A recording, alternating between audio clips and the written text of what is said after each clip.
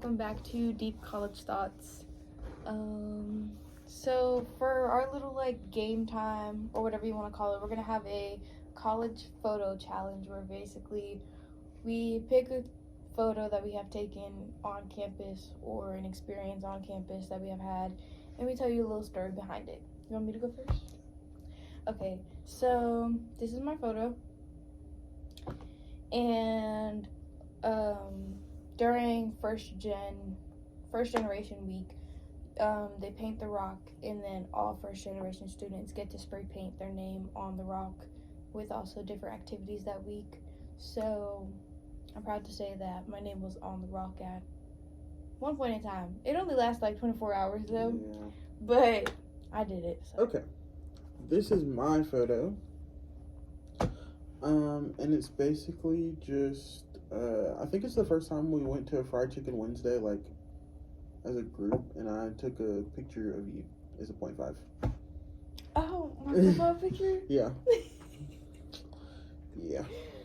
Oh, that's so funny.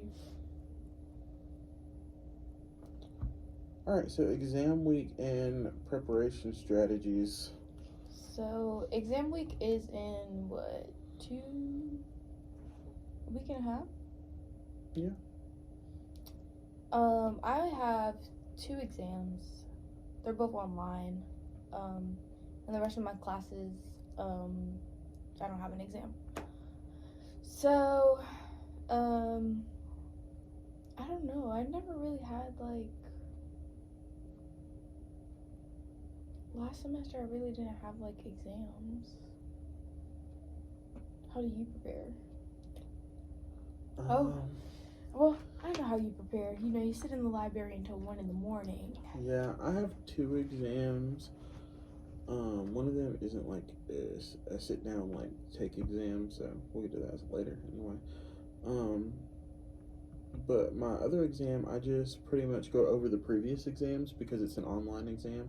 So I'll go over the previous exams, and if I got all of the questions right, then I know that I'm pretty much good. But if there were a few questions that I got wrong, I'll take those questions, make flashcards out of them, and study them. Anyways, alternative assessment methods. Basically, instead of having a final exam, there's another option. Right. So I said I have 2 exams that are online. One is bio, and the other one is psychology. And then my other classes, I have alternate assessments, which most of them are a project or a paper. So instead of a final multiple choice test or open-ended exam, I just have to write a paper or have a project. So one of my last final exams is a paper, and I've already done that. But basically, instead of making us do this, professor didn't give out tests or exams during the school year anyway. But instead of making us do a final group project or a final test, she just gave us the option to make an art piece or write a paper, and I chose to write the paper. Open book exams. What are our thoughts? I love open book exams because I have test anxiety. So when I write all my notes down, or during lecture hall, if the professor keeps repeating something that they're saying that's not on the slide, but they keep repeating it throughout the presentation, I'll write that down, because I feel like when people repeat things, it's going to be an important thing that's on the exam, and 99.9% of the time that's what's on the exam. So my 2 exams are, my psychology exam is open note, my bio exam is not. So with psychology, that's kind of good because I've taken notes all through lecture hall. I've taken notes through my online assignments and through what she says during lecture. Now with bio, since I can't use my notes, even though it's an online exam and I can still use my notebook, my computer gets shut down. So I can only use the notes that's on my notebook if I wanted to. But also with the online bio class, I really didn't take any notes. It was more just me doing the assignments and like, because it was more like you just read this and then you answer questions. So it wasn't really like, oh, there's a video, take notes on it or anything like that. You heard that too? Yes. Oh, okay. So, I like open book exams, open note exams, just because my test anxiety, I stopped like overthinking because, oh, I remember we learned this in this chapter, and then I figure it out.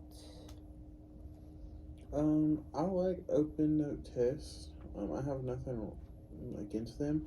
I do think that sometimes it can cause people to not study because they're like, oh, I'll just be able to use my notes. But I think that open note tests, especially if it's a lecture heavy class and the exam is mainly on the lectures, it's a test of how good your note taking skills are and are you paying enough attention in class. I see the pros and I see the cons. The cons are sometimes people just won't study, they won't retain any information because they can use their notes during the test, which might screw you over in the long run, especially like if your test is timed. But the pros are if you are taking good notes and you're attending every lecture, then you're able to use those notes and it'll help you get a 100 or at least an A. Yeah. Yeah.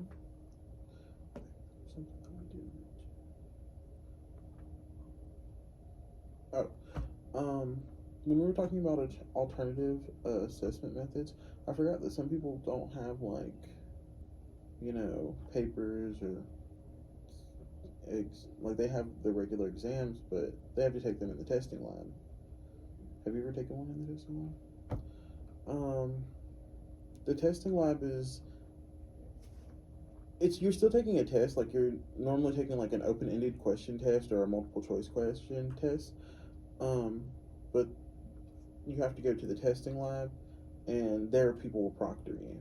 So I think it works a bit differently. Is that like to make sure like you're not cheating? Yeah, to make sure you're not cheating. See, my online bio is just a lockdown browser, and it records you. Yeah. So.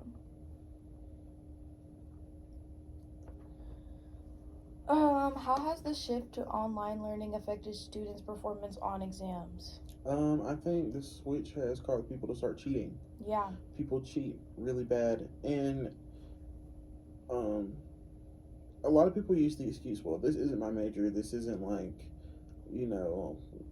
I want to do, and I get that. And in those instances, I feel like if you need help, like looking up the answer, that's okay. But like if you're cheating in your core level 300 to 600 level classes, like this is about your degree, you shouldn't do that. Even if the exam is online, you should be retaining the information and applying it in those situations. Yeah, because I mean, like for me, with bio, I have done a lot of like looking up questions and stuff like that, but it's also an online class, so like you really don't get that like, oh, let me go to my professor, right? Because the professor has, I believe it's like 250 students for that online course. So how many emails is he getting and stuff like that? But I have gone to my bio lab instructor, and he has just said like, oh, well, you can always just Google it, and like all these websites that have .org or science something, like those are all good informational websites. So it's not like I don't copy and paste and ask ChatGPT or AI or stuff like that. I kind of look up the question, do like a little background reading, and then I'd be like, oh, okay, so that means this, which then would mean this. But I am that type of bee, like, oh, this isn't my major, so why do I have to know it? But it's also like I didn't come in with any like credits, so like I'm starting straight from scratch, where I still have to get the general education courses, which are called MAC requirements here.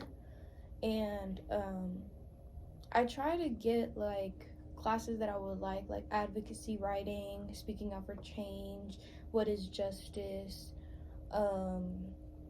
psychology, but then you have like bio, and then you have college algebra, and then you have another science requirement that you have to take. So there are certain classes where you can't really pick and choose what you want to do because it's a requirement. So those classes I'm kind of like, okay, well, this isn't my major. How is this going to help me with my major? Or is this just like a normal class that I have to take as a requirement? But I feel like online learning has switched to just Googling the answer. It definitely is. A lot of people are cheating when it comes to their exams. And don't get me wrong, I get like, okay, you don't get it, just look it up and you get the answer. But it's also like when when it comes to your major, like how is that gonna that's gonna affect you really, really bad because you're gonna like be out and about. This is something you want to do for the rest of your life and you're just gonna have Google for the rest of your life. I don't get that. I think that the incorporation of the internet into like learning, online learning, like everything, it has its pros and cons. Like things are now more accessible and people don't have to pay as much to learn stuff. But now the kids who are like in school and trying to get an education are using these things to cheat. Just like Chegg. I've been seeing a lot of ads for Chegg. What is Like Chegg? it's like Quizlet. Oh. But you pay for it. Oh. So I've been seeing a lot of like ads for Chegg, and in the ads they'll be like, "Oh, Chegg helped me study my engineering classes," blah blah blah blah. No, Chegg is used to help people cheat because if you look up a question on Chegg, it's gonna give you the answer. And I guess some people use that to study, but in the event that you're taking a test, you're Googling answers, and you can get on Chegg, you're gonna cheat. You're not gonna use it to study. Nobody gets on Chegg, ask a question, and then like, oh, I need help study. No, that's not how that works. People have to be realistic. It's like Quizlet. You're gonna use it to cheat. I like Quizlet when it comes to like vocab. Like making your own. No, I always asked like for my bio lab, there was like a couple units back where like I was like too many words sounded the same, looked the same, and I was like, okay, I need something like, is there a Quizlet that you have made? And he looked up a Quizlet for me and emailed it to me. It was like, use this one. So, but that's like when it comes to like vocabulary because I don't like, I use that and then I'll try to come up with something that like reminds me of it. So like I make my own little definition so I can remember. But I did not know that was a thing. Alright, standardized testing, SATs, ACTs, are they used as an accurate measure of students' abilities? I don't think so. No, definitely not. I think it's one of those where like you just feel like you're a number or like you just feel like you're a GPA, which we have talked about in the past. Especially with me, like I did not use any of my, I took the ACT. I did not use any of my ACT scores. I took it twice and I didn't use it. I really just did my personal statement essay and any of the questions that they have for any of the schools. Like I just really put in my all and made my own opinion and my own voice be heard. Where here, I actually got the like, oh, you've got accepted, and there was a little PS at the end of the paper for me. I was like, I don't know if it's for every student, but it makes me feel nice. But I feel like ever since the EOGs, is the EOGs a thing still? Okay. Started when you're in 3rd grade. I feel like you've always like from the 3rd grade. Well, I started the EOGs 4th grade because up north you start 4th. But I feel like ever since you've kind of get taught like, oh, if you don't pass the end of grade exam, Right. or if you don't pass, what is it called in middle school? Still EOG? EOCs. End of course. if you don't pass those, oh, you're gonna get held back, oh, you need to make this, you need to do this. Or even like map testing, like i've always I've always failed, and then my teachers have always been like, I don't understand how you have an A or a B in my course, and then when you take an exam you're getting an F or a C. And I feel like when you're a person that can do so much, but then there's this test or exam or whatever you want to call it that's like, oh, if you fail this, you're nothing. And it's one of those, well, like, how is that test or that exam or that assignment gonna define me, you know? Right. I agree that they're not an accurate representation or measurement of a student's abilities, but I do think that they're necessary. I think that on a certain, you should be able to do science and math and English and, grammar, reading, and writing to a certain extent. Now, is it going to be the same for everybody? No. But I think without these tests, um, especially to schools that make you submit ACT scores, anybody could just get in. And I hate to say it, but it's kind of like, it's just one of those things where I understand, like, you're good at the class, you know the information, and then you tank the test. Sucks. And that's why they have these other, like, avenues for people, like, oh, submit your personal statement, submit, your transcripts and all that stuff. I think that maybe standardized testing should be changed. But I do think that it's one of those necessary evils, especially when you're in college and you're taking like the MCAT or the GRE. Those things are absolutely necessary. And will people pass? Some people will fail. But that doesn't mean that they're worthless. That just means that they have some changes that they need to make. Yeah. But I feel like you're right. Like, I feel like if they can change, like, what the test looks like or what's mandatory to be on the test, I feel like it would be a little better. Because these tests that, like the ACT and stuff like that, it's not written to, like, help you pass it. It's written to be very, very tricky. And I don't know about the SAT because that's not required. You can take the SAT. I know a lot of people do, but a lot of people don't. But the ACT is something that every student must take. Well, at least where I live, where I'm from. I'm pretty sure it's all throughout the state. Yeah, I think it's throughout the whole entire state because you can take it, the juniors, or is it the seniors that? No, your junior. You take it your junior year. You take the pre-ACT your sophomore. Yeah. So, I think that it should be changed to, like, not trick students, but I do think it's one of those things that are kind of necessary to gauge, like, okay, this is what you're good at and this is what you're not so good at. Test anxiety, exam anxiety, all of that is 100% real. I know a lot of people that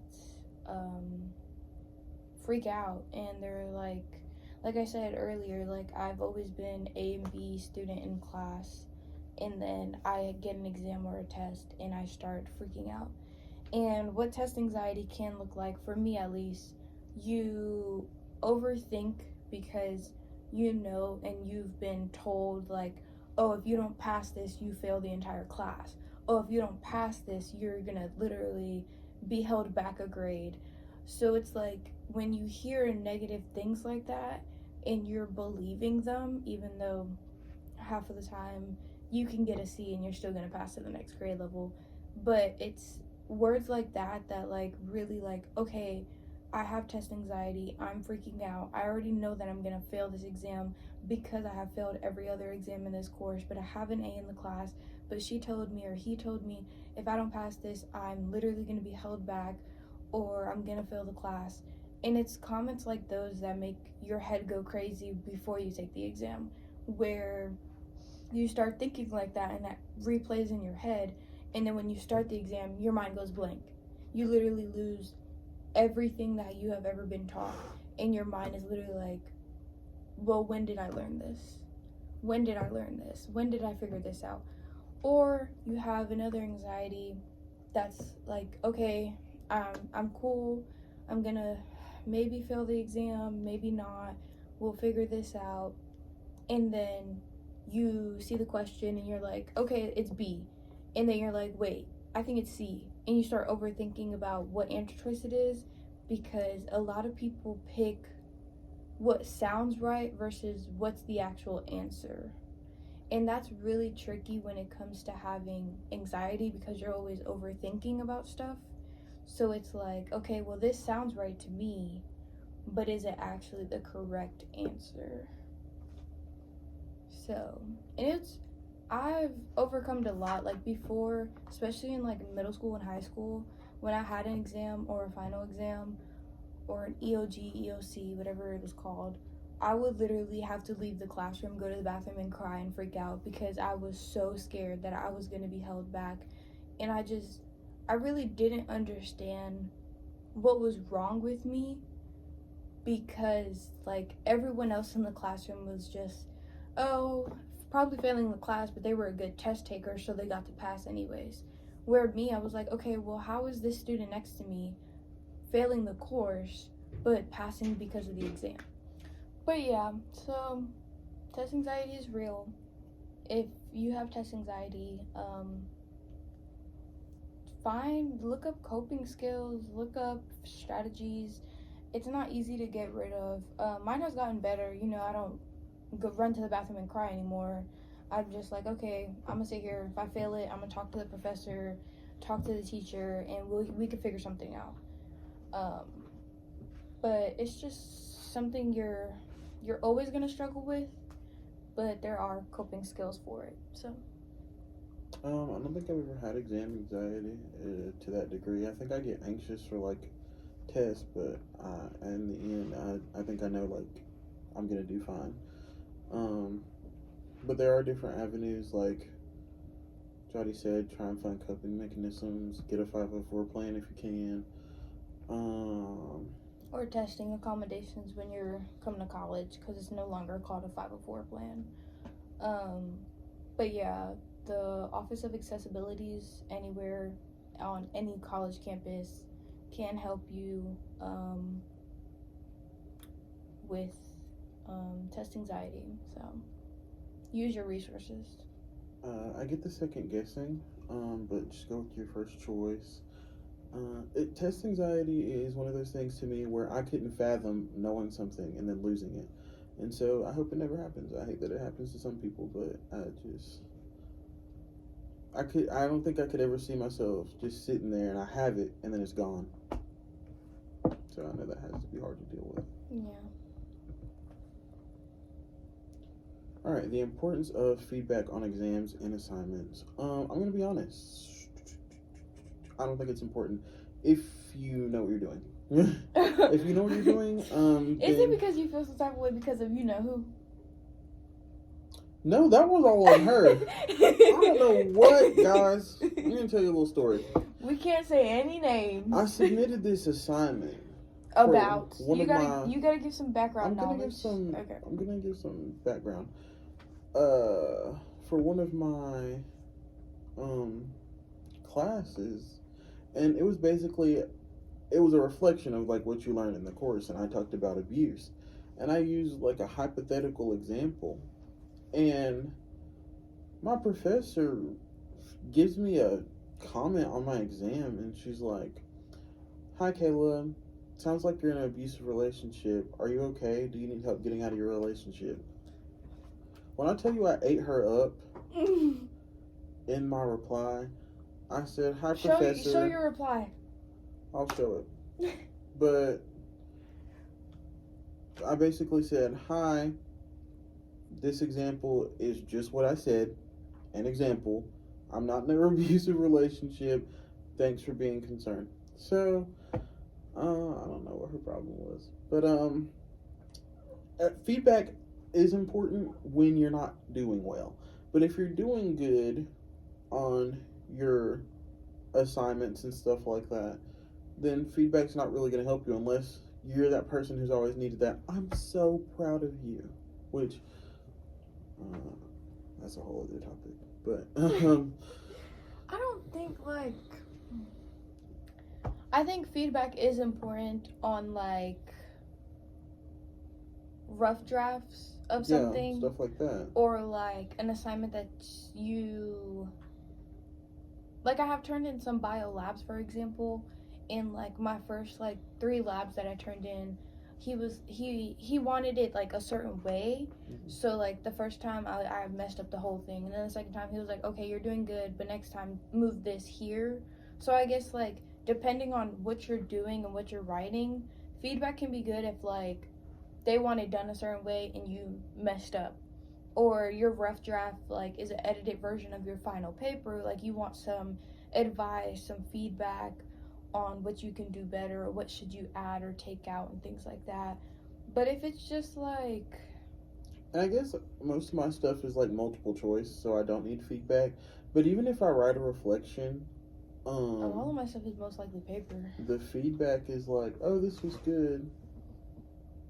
So I guess what I'm trying to say is, it's not that feedback isn't needed, but it's just if we did good on an assignment yeah. and we got a 100, we don't need you if to you're say, not gonna okay, say that's anything good. critical, Yeah. oh, you need to think about this or change that, then don't leave me anything. I know I'm the greatest. Oh. I'm kidding. And now I'm on one. I feel like most of my professors' feedback have always been good and critical. Cause for example, Professor Williams that we had on the podcast, right now I've been working on a project for the whole semester that's been breaking down into little units, sections, and it's about the blackouts in Puerto Rico. So I wrote a paper, in my rough draft she was like, okay, this is an amazing rough draft, you're missing some more sites and the conclusion and the solutions and all of that. But I already knew that, but it was more of the, I think you should add this. So it's feedback that is where, okay, well, I did all of this correct, thanks for telling me, because now I'm not overthinking about it, and this is what I have to do. So I feel if it's not oh, you made a 99 on the exam, oh, that's a good job. Okay, I know that's a good job. I basically got an A on the exam. Why are you telling me this?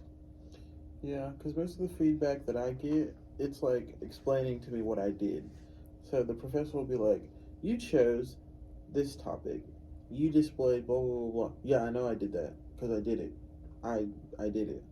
I don't need you to tell me what I did. I know what I did. Yeah. Okay. Exam grading policies, basically, how do grading curves, rubrics, and instructor biases influence student exam scores? Whoa. The instructor biases is a real thing, guys. Some of these instructors will fail you if they don't like you. I don't care what anybody says. Well, I don't care what anybody says. If they like you, they're gonna work with you, and if they dislike you, they're not. That is a real thing, because people are always like, no, instructors, no, they're not. Especially when you get to college, because some of these instructors, they do not have time, and they do not care. I feel that's also in high school. It is. Every teacher has their little favorite child. But it's normally the popular kids who get away with stuff. I wasn't that popular, but I was up there. But it was more because I never hung around with the children. Well, actually, I hung around with the children, hanged out with the bad crowd, came back after COVID, started hanging out with my teachers and my adults to make sure that my grades were good, because then I actually started caring about college.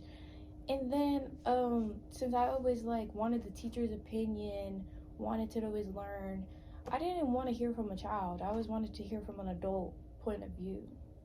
Mm-hmm. And I think it's also because I'm just, I don't want to say, oh, I'm mature, but I feel I always say mentally I feel exhausted and I'm 32 years old. Physically I look like I'm 12, but I'm actually 18. So it's it's just the way I've carried myself. Mm-hmm. But I feel every teacher has oh, they will be oh, well, you were at 88, let me just round it up since we talk all the time, Yeah. So That is a real thing, and it's a real thing throughout all education. And that thing also holds true when you're at like an,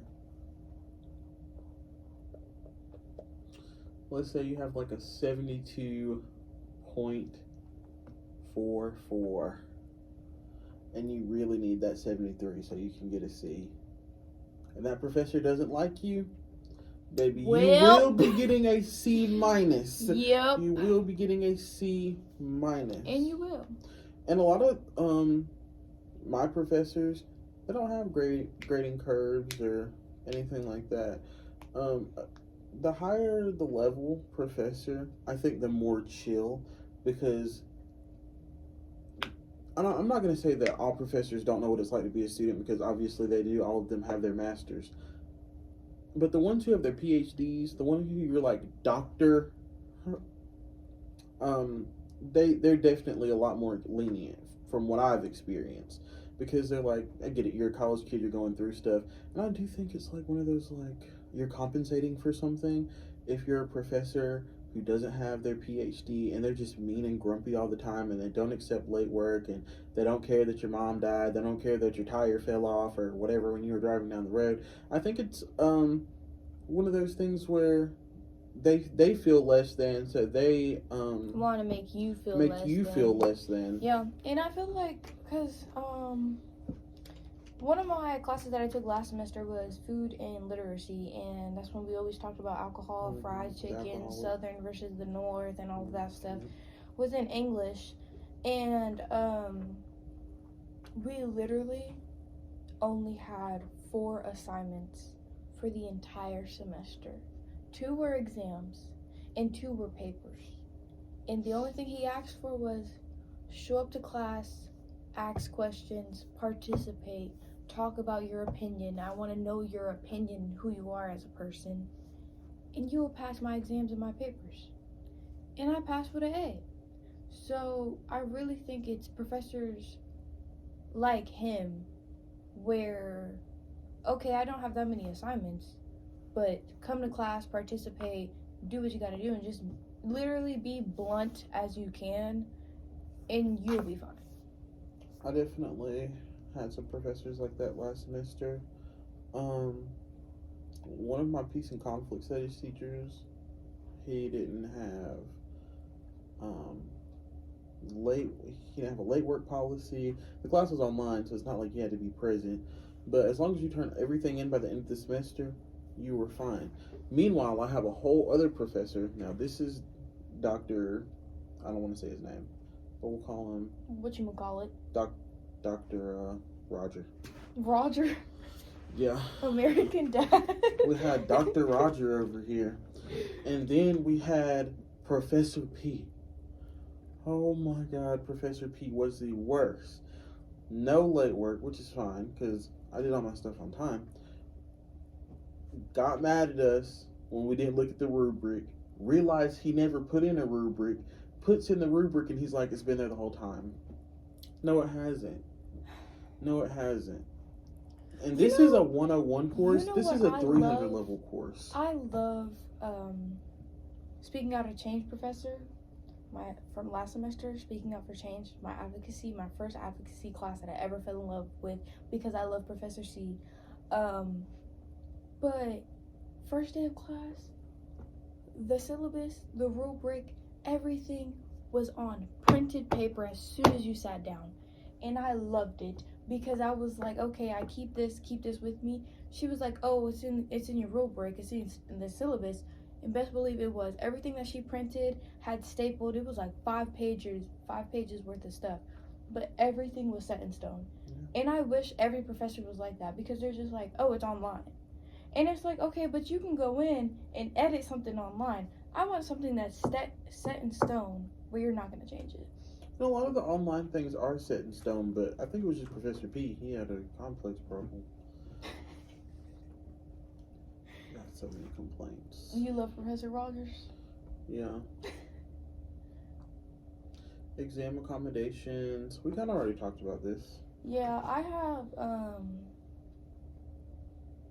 I get more time on my exams that are timed exams, and then I also since I suffer with anxiety, if like I'm taking an exam and like I start freaking out and I need like a fresh air or something, I get to walk away for 5 minutes and get myself back together in those 5 minutes and then come back and finish the exam.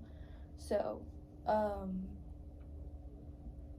it is a thing. Office of Accessibilities, use your resources, um, especially if like you have an A or a B in that class and then you fail the exam or you have a C in the exam. Just go see who can help you, what's going on, talk to your professor. If your professor is no help, go talk to the Office of Accessibilities and be like, I need accommodations and I need them now. So yeah.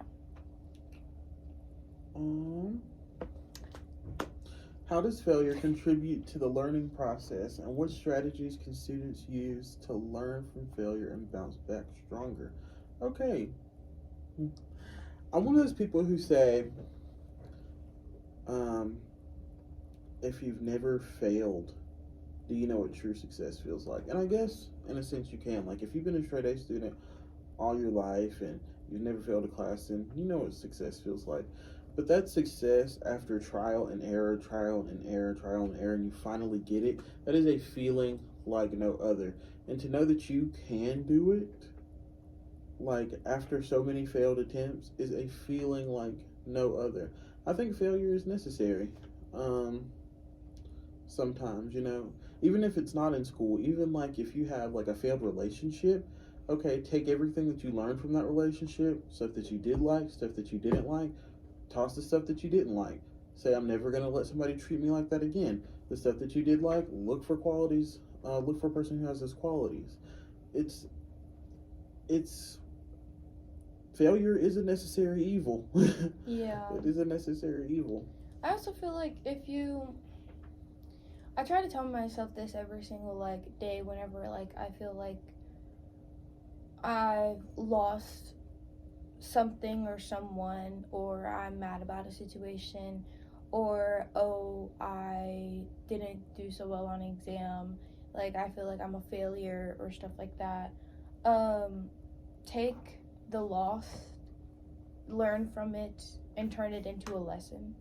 Because when you learn from a mistake or from somebody else's mistake so you don't have to go through that, what they went through, it's even better because you're like, okay, so and so did this, I'm not gonna do that. I learned from what they did, that didn't work out, I'm gonna do this.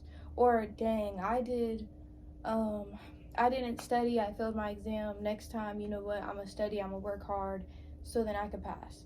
And it's like when you go through so much BS in life or BS in school, or you have to deal with so many crazy people and stuff like that, it's literally just making you a stronger person because it's giving you those patience that you need in life to then go through so much more. Like for me, for example, like in elementary school when they're like, oh, who's your hero? Who do you look up to? I would always say I don't have one. Mm-hmm. And it was because I literally I didn't look up to anybody. Like, yeah, I look up to oh, my mom and dad, like they're working people, they have a roof over my head, but it's not like I wanted to be them. I was like, I want to be better than them. Right. My brother, I looked up to him when I was playing sports because he was the best baseball player ever, and I was like, okay, I want to be like him when I do sports. Like I want to be top of my game, but it wasn't like, oh, I want to be exactly like him. So I always had people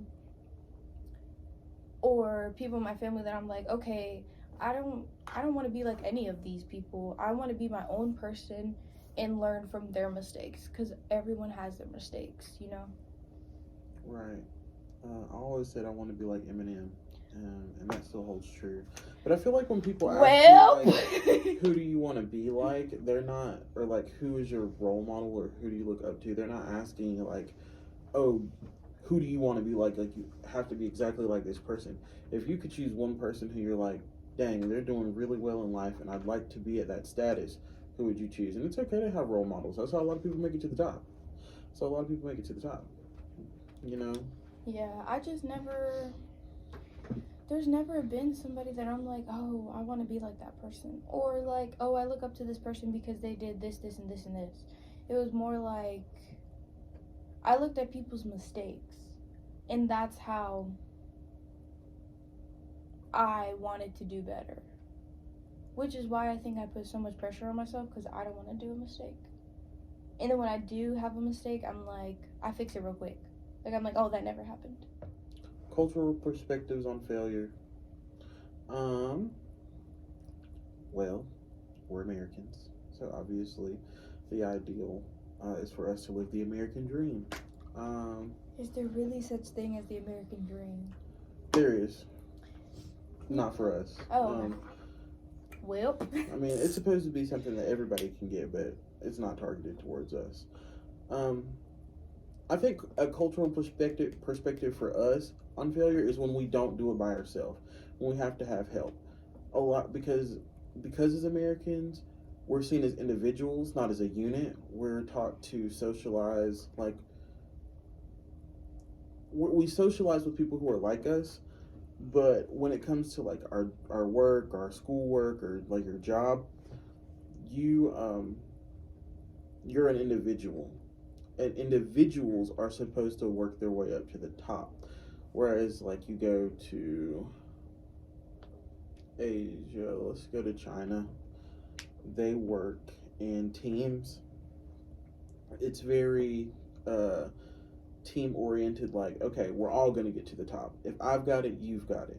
Mm-hmm. We're all going to work our way to the top. Whereas, like, as an American, if you make it to the top with somebody, they're like, okay, that's good, but, like, who are you? This is you. Yeah. Like, this is, like, what are you going to do? Like, so I think that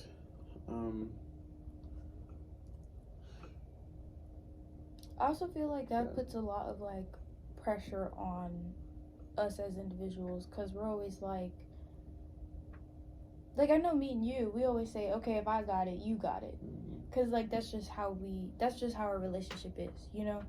But I also like, it's one of those like, when you're hurting, I'm hurting, even though I'm not going through what you're going through, but because you're going through it, I hurt. Where in some cultures, or the way society makes it seem, is like, oh, well, you're not the person going through it, so why do you feel that way? Or, oh, you're not the person succeeding, so what are you doing? And it's one of those, well, like, what's the word? Like, I feel like in America and in society as an American, like, you're always like, oh, somebody always has to be on top. Like, it's never, we can all succeed. It's always like, oh, he succeeded. That's all that matters. And I feel like that's wrong, because it's like what we said. If I got it, if I'm up here, you're coming up there with me. Right. And it's not like we're unequal or whatever, you know? And it's one of those where, like, we always have those doubts, like, you're always like, oh, you know, I got you. And I'm like, Caleb, but you don't got to worry about me. Like, I'm not your problem. Right. But at the same time, because you care so much, you're gonna care. Right. But the way society makes it seem, if you're not that one person, and only one person can be on top, you're nothing. Like, you're a failure. Yeah, that's true.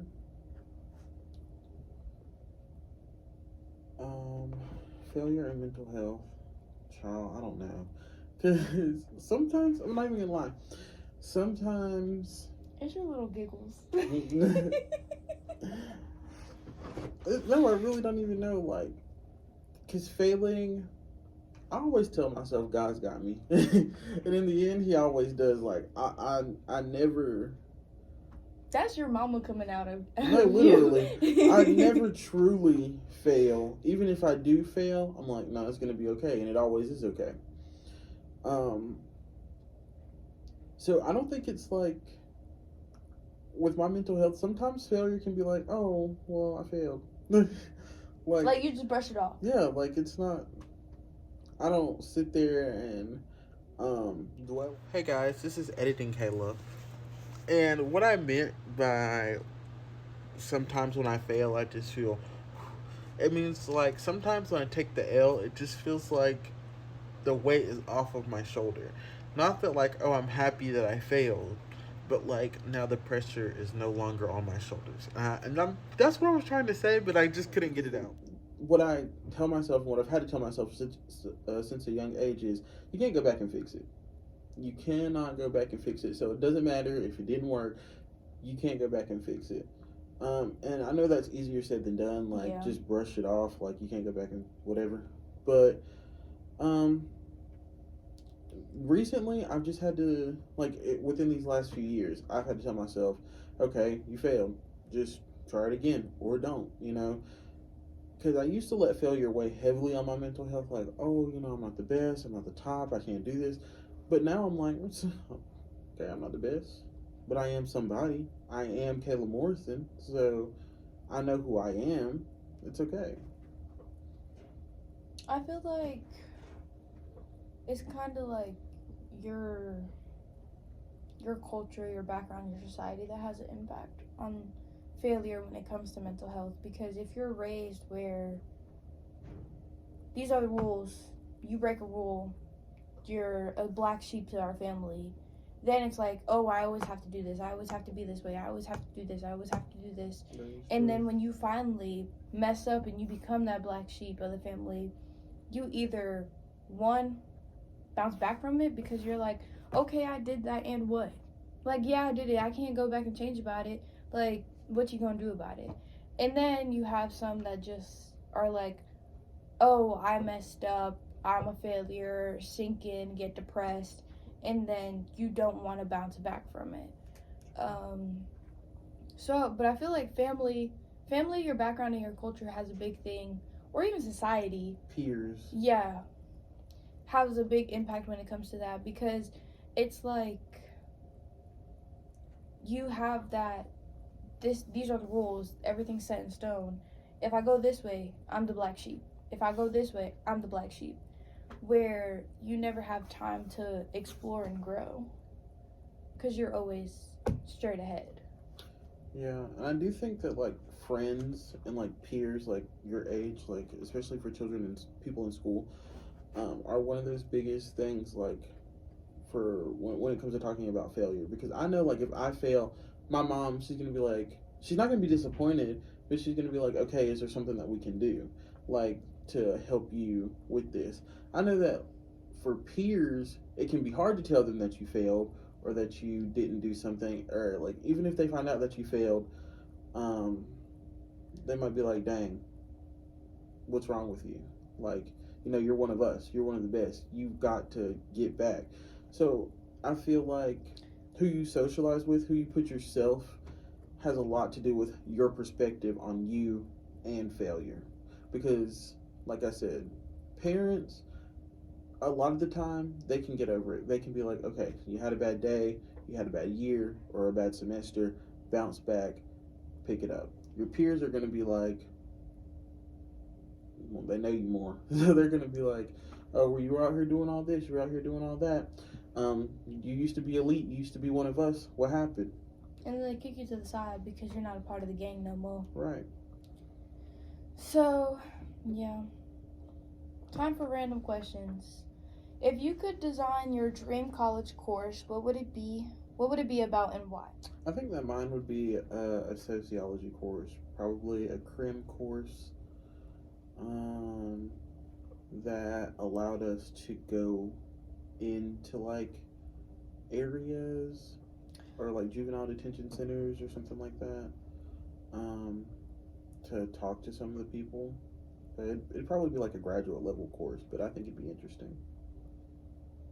I would like a course for high school, at least. I know we're talking about college, but at least I know how to do taxes, buy a house,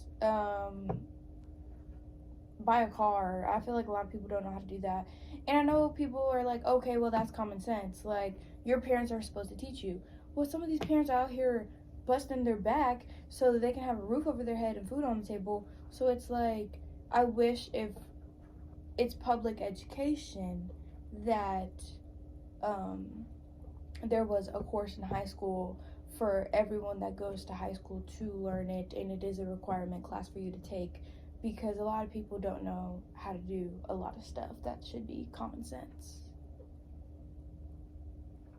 Why are you looking at me like that? Because you said required course. Everybody should take it. I don't know. I don't know if I'd make it required. You don't think so? Same thing with like career management or business management. I don't think those should be required classes. They got rid of career management. They're not required. Those are electives now. No, they're not. They replace career management with business management 1 and 2, and it is a requirement. It's not a requirement for me. It wasn't a requirement for me. But you went to a bigger high school. You had more classes. You had more stuff to do. So you probably picked it up in something that you didn't know you picked it up. In my first high school, we gotta edit that out, you know. In my first high school, we had CTE courses where you had to, since it was a magnet school, it was a lottery school, you had to like, you know, get into it. But at that school, it was CTE based, so you had to pick graphic design, business management, or what was the other one? Well, there you go. You just picked up your business management. No, but there's a third one. I'm trying to think. I can't think about it. But it was three paths that you can take. And since it was a magnet school, you had to be required to take one of those. I knew the business teacher because she was my cheerleading coach. So I just went with business. But you didn't have to do business. You just had to pick a CTE course requirement. And you had to take it, I believe it's 3 classes for each course.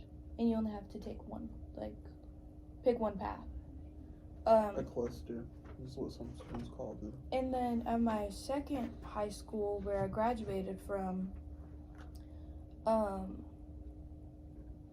they had CTE courses, but they also had like agriculture courses where they had like the animals and stuff outside. So it was like you have to do something, you know, but it wasn't required there either. So yeah, I don't know. I went to an early college, so we had the CTE building, and a lot of people took CTE classes, but I didn't take any CTE classes. But you took business. Yeah, because it was a requirement for high school. I didn't take business. I took career management. And then they got rid of career management after all of us graduated. Oh. And so we were the last group required to do career management. But college course, I would, I don't know. I don't think there's like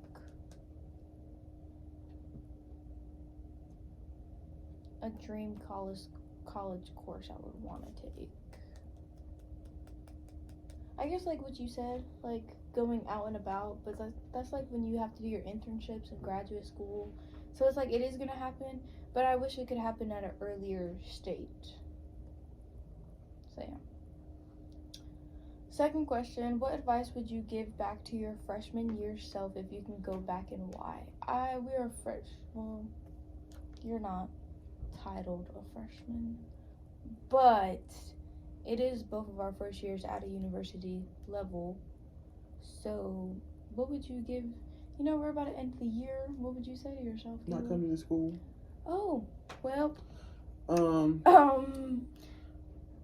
Maybe knowing what I know now, I wouldn't have come to this school. Not because I never wanted to meet you or anything, which was the sad part. Reality Guys, she is, just wants to leave me. I never you know, would have she met just wants Jody. to leave me. But I do think that there high are and dry better schools. Because it's not that I don't have the original major that I started with, because I do. It's my second major. But now that I've changed my major to sociology, there are better schools. There are better schools. There are better schools for everything than this school. I love my school, but we got to get better. We got to tighten up, lower that acceptance rate. Well, they really do. They really do need to lower it. And that's coming from somebody who... They're cutting all these courses. Why don't you cut it? Literally, that's coming from somebody who didn't have like a 4.7 GPA. When I was coming to college, I had a 3.8. For real? Yeah. I had a 3.5. I had a 3.8, and I still think they should lower the acceptance rate. I'm pretty sure I've said this before, but our acceptance rate is 92%, which means for every 100 students, they only give the boot to 8 of them. 8. That's ridiculous. 10,000 people go to school here. Well, you know. Next question. You didn't answer it. Oh. Next question.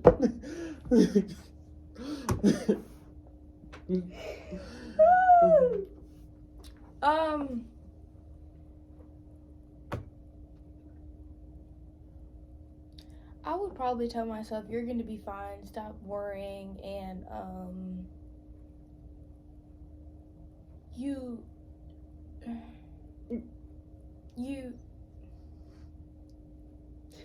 should have picked a different school. Yeah. I'm sorry. But I'm glad that you picked this school. True. Because you probably would have done a lot of different things at a different place.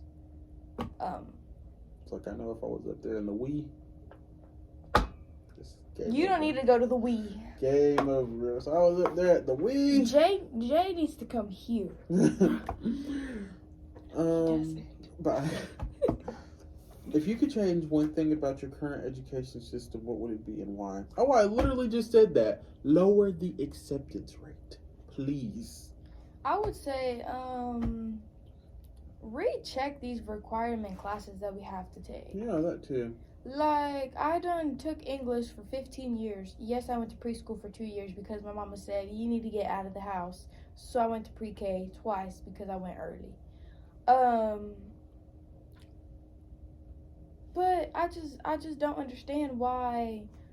I feel like ever since middle school, 6th grade English is basically repeating itself. It is. Same thing with history. Same thing with math, too. I feel like I haven't learned anything, except in high school, I learned algebra. But I'm like, what's the difference? I have to do this for 15 years to then do it for another 2 years just to get general education in college? I think that should be different. But, you know, I don't make the rules. Yeah. It's you lowering the acceptance rate. They do. They need to lower the acceptance rate. I'm not saying Chapel Hill 25%. I'm not saying Duke 8%. I'm saying even if you only give like 20 people the boot, that's 20 less people walking around here not doing anything. You know what I mean? I feel like they should actually, like, cut people faster for failing. Okay, like, I get, you go through some stuff and you get academic probation like we talked about in, like, I don't know, the past 2 episodes. Right. I don't know. You have 1 semester to get together. But that's what I'm saying. Like, why didn't you figure out during midterm when the grade is already failing?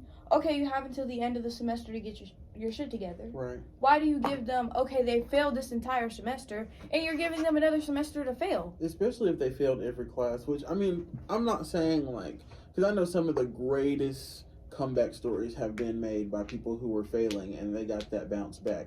And I get it.